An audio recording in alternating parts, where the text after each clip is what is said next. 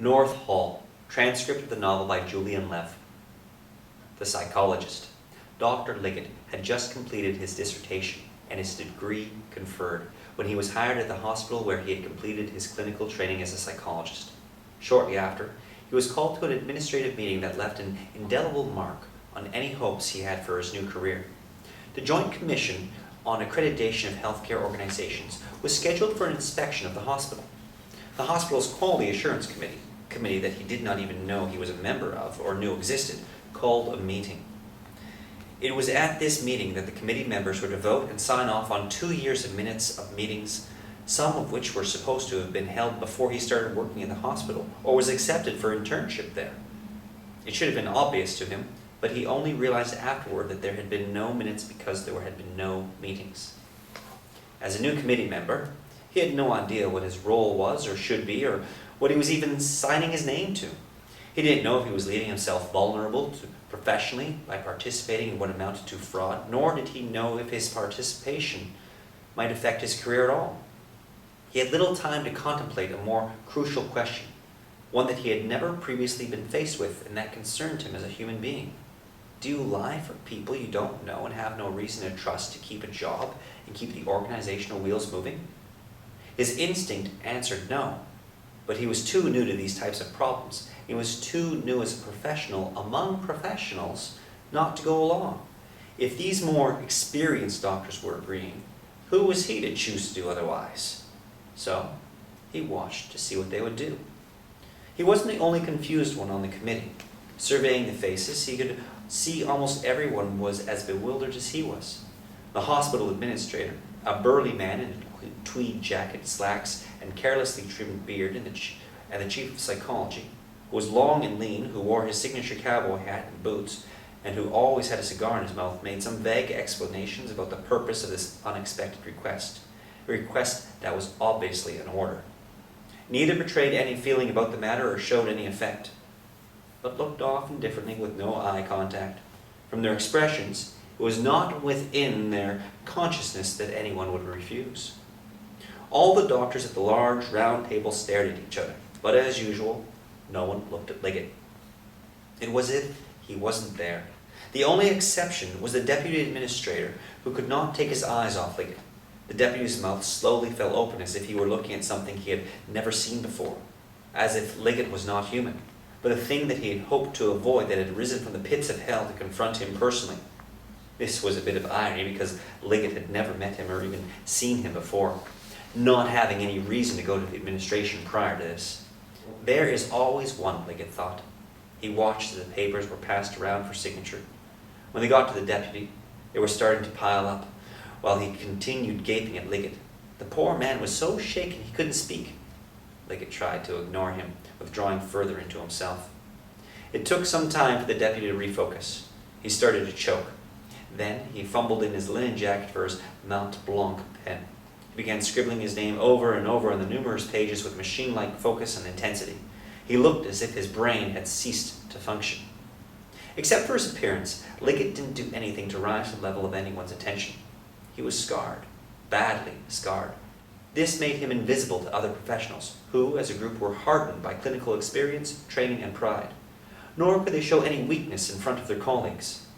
They had to be used to seeing people with all kinds of scars, people who were bent up and broken, people like Liggett, if they were to do their jobs and still act like professionals. That didn't mean they had to look at him as a rule, and as a rule they didn't, except only occasionally, and then only glancingly. The pile of minutes now signed were put in a binder for the commission reviewers who, when they arrived a week later, were happy with their record keeping, but not so happy with the deficiency of the hospital environment, the physical plant, as they called it. But those areas did not fall on the administration, but on the workers, the janitors, kitchen and maintenance staff, who might have cut corners in maintaining the hospital environment. These people, who also lacked guidance, could soon be brought to heel by the administration, putting the whip to the culprits who created the deficiencies in the first place. The Commission needed to know that the hospital administration was ever vigilant in the pursuit of excellence.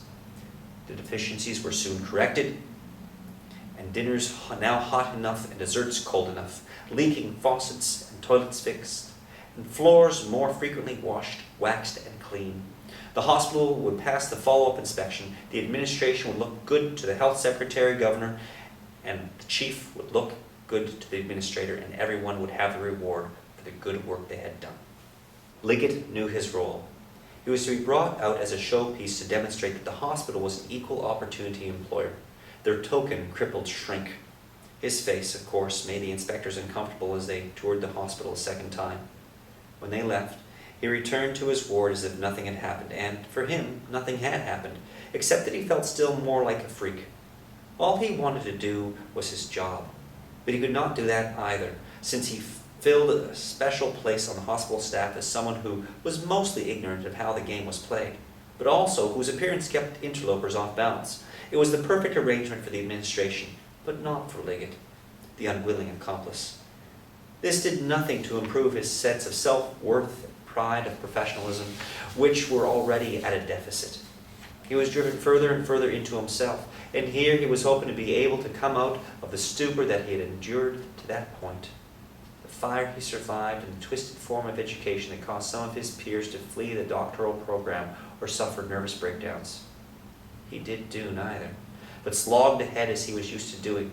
With all that he had been through, including this first hospital experience, he responded in the same way, by making himself believe that these events were happening to someone else, someone he preferred to believe was the real person in his life's drama, who bore all the bitterness and anger with a lopsided smile and with his teeth on edge.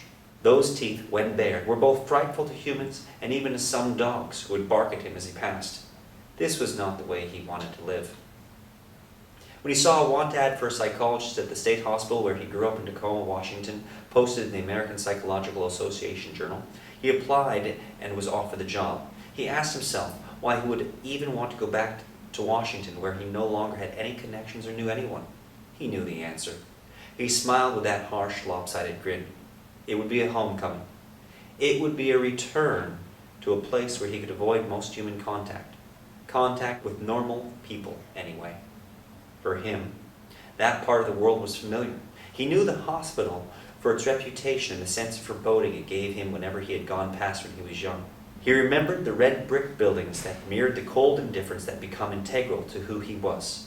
This was a place where he knew he could hide, where he wouldn't stand out quite as much, where he had some protection. And those buildings did not betray him. Western Washington State Hospital stood ramrod straight, a sentinel peering coldly out, clutching at spears of cast iron fence posts, where the gates stood open with no sense of welcome, where cars would roll in and, after a time, roll out again without the sense that anyone had ever really been there. As each car would depart, the dead leaves and paving gravel would resettle, leaving only traces. The movement of bodies and souls was as seamless as a stage trick. Once inside the walls, much of what occurred was invisible even to the inhabitants occupying this world of shadows and echoes without sound. Remnants of people and things that were once, but that otherwise left nothing recognizable, not even a memory. Down the long road that passed through the hospital campus, North Hall stood apart. The building that housed the forensic unit, where the criminally insane were confined for years, seeking the key that would free them. Inside these walls, behind the triple locked doors, they lived with little sunlight, in neither a state of consciousness, exiled from almost everything except the passage of time, the grinding of metal locks, tumblers opening and closing again, and the footsteps, the endless footsteps that somehow found their way in and were as central to life there as a heartbeat. Dr. Liggett joined these ghosts. He regarded himself as one of them, even in the meetings that he abhorred. He served as a bridge between two worlds or more, between the living and the dead, the sane and the insane, between the observers and the specimens they observed, knowing full well that he was himself an observer and an object to be studied. In this close air of stifled brutality, they all made their rounds in the service of a justice that waits at a distance while the work is being done, the work of triaging, sifting the sane from the insane. The psychiatrists would medicate, then wait in anticipation that the medications would be effective in treating the defendant. The psychologists would wait for the medications to work so they could recommend to the court that the defendant had been rendered competent. Then the gears of justice engage and everyone prepares for trial. Until such time as treatment is effective or the question of mental illness is resolved, all the patients of the admission wait in a legal purgatory on a ward where ghosts would freely pass and were indistinguishable from the patients. Waiting and assessing, then going to court became Liggett's new job and North Hall his new home. Over time, in this pressurized atmosphere, almost unbeknownst to them, the professionals' scars and vulnerabilities are laid bare in the same way that the patients are. For the most part, staff and patients discreetly ignore each other's weaknesses. Still, given the personalities involved, there are times that the lines of authority may blur, and they are sometimes tested.